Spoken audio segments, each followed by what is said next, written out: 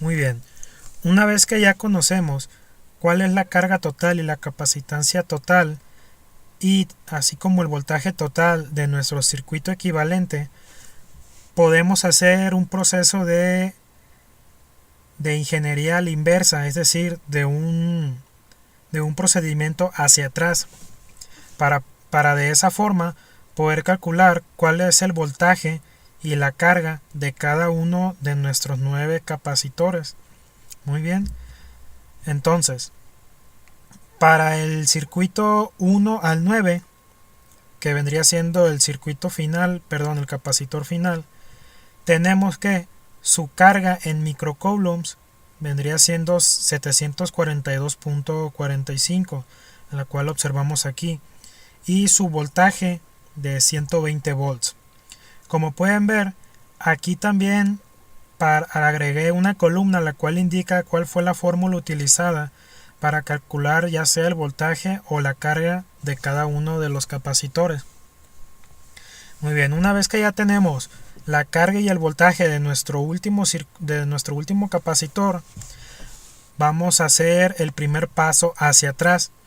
Es decir, vamos a pasar del paso 9 al paso 8. ¿Qué hicimos en esta transición? De un solo circuito pasamos a tener dos en serie. Muy importante que observemos en qué arreglo se está encontrando los nuevos capacitores en serie. Muy bien. Entonces, aquí tenemos que aprovechar, de acuerdo al arreglo que se está presentando, que en este caso es en serie, tenemos que aprovechar las fórmulas con la cual encontramos igualdades. Es decir, por ejemplo, aquí en serie, la carga equivalente es igual a la carga 1, a la carga 2, a la carga n. ¿Qué quiere decir con esto?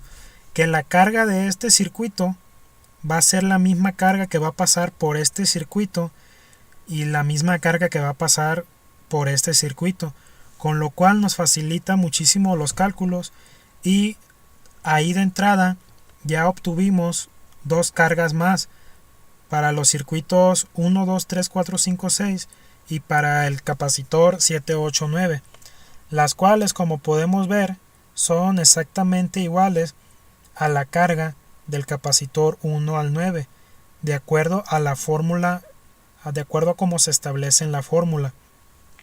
De nuevo, aquí está indicado cuál fue la fórmula que se utilizó para obtener este valor, la cual corresponde a cargas en serie, y es la que podemos observar aquí. Una vez que ya conocemos dos de los tres factores en cada renglón, en este caso ya conocemos las capacitancias y ya conocemos las cargas. Entonces, de esa forma podemos calcular el factor restante, el cual es el voltaje. Y la fórmula utilizada para tal propósito fue la fórmula V de voltaje, que tal cual es dividir la carga entre la capacitancia correspondiente. Como pueden ver aquí, para obtener este 45 solo se dividió la carga entre la capacitancia correspondiente, obteniendo el 45. Y en este caso es tal cual lo mismo, la carga correspondiente entre la capacitancia correspondiente.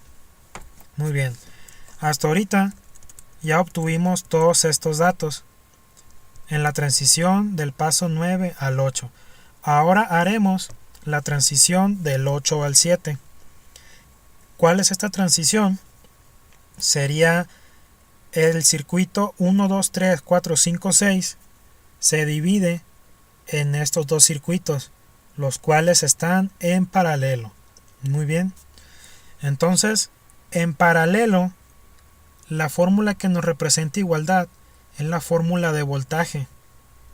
Entonces, de esa forma, conociendo el voltaje de 1, 2, 3, 4, 5, 6, nosotros sabemos que de acuerdo a lo establecido en la fórmula, el voltaje del capacitor 5, 6 y el voltaje del capacitor 1, 2, 3, 4 es el mismo que el voltaje en el capacitor 1 a 6, lo cual se está indicando en el archivo. Por ejemplo, el voltaje del capacitor 1 a 6 es 75 Y de acuerdo a la fórmula, el capacitor 1, 2, 3, 4 tendrá el mismo voltaje. Como vemos aquí tal cual es solo una igualación, de acuerdo a lo que se establece en la fórmula. Lo mismo con el voltaje para el capacitor 5, 6. Muy bien. De nuevo, aquí ya obtuvimos el voltaje y la capacitancia. De esa forma somos capaces de calcular las cargas.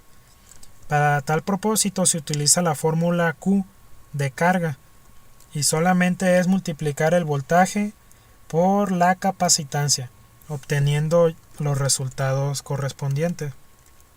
Muy bien, perfecto. Y de aquí en adelante es seguir utilizando ese mismo procedimiento, es decir, de cada transición del 8 al 7, del 7 al 6, del 6 al 5, así como en principio nosotros fuimos uniendo capacitores, aquí en este proceso hacia atrás estamos desbaratando los capacitores y en el proceso estamos obteniendo valores de voltajes y de cargas de acuerdo a las igualdades que se presentan en las fórmulas establecidas. Es decir, cuando nosotros dividimos un capacitor y quedan dos capacitores en serie, nos aprovechamos de la igualdad de cargas en las conexiones en serie para poder obtener el factor que nos haría falta, que sería el voltaje.